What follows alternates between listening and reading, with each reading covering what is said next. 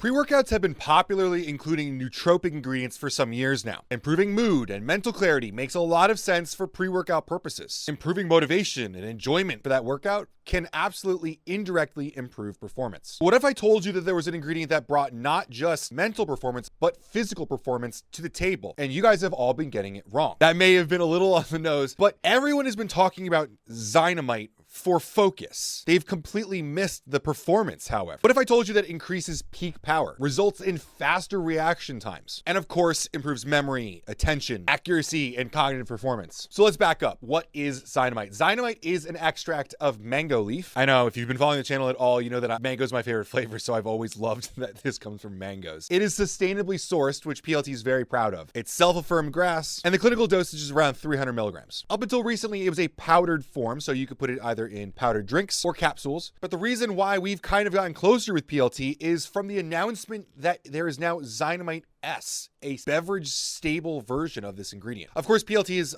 doing a lot of beverage stable ingredients. That was a big call out from our supply side East takeaways. But I really wanted to revisit Zynamite. We've talked about it in nootropics, pre-workouts. I have formulated it in the past with Unbound, but I have a feeling we're going to see it in energy drinks or maybe just even sports performance drinks coming very soon. And by drinks, I mean ready to drinks. Zynamite is standardized for mangiferin. This is a xanthone, which is a type of polyphenol. We talk about polyphenols a lot. In fact, there was one peer-reviewed paper called Mangiferin, a natural miracle bioactive compound against lifestyle-related disorders. And what makes it kind of intriguing is that a lot of polyphenols that we talk about you can get from your diet, but xanthones don't naturally occur in many plants, so you're unlikely to have this in your diet. So whereas a lot of supplements, it's like, well, you could just get that through food. Unlikely in this case. There's a lot of discussion around this ingredient. I want to keep this short for you guys all to understand it. But one of the big things you need to understand is that Zynamite is very possibly a good key replacement for caffeine. In fact, I would call it a non-stimulant alternative to caffeine because it can bring a lot of the same focus and motivation, but it's non-stimulant. So you don't have the negative effects on sleep. You don't have the jitters. You don't have a lot of the negative effects of caffeine that people complain about. There's a lot of data behind Zynamite. I'm going to talk about one of my favorite ones though. In 2023, one study set out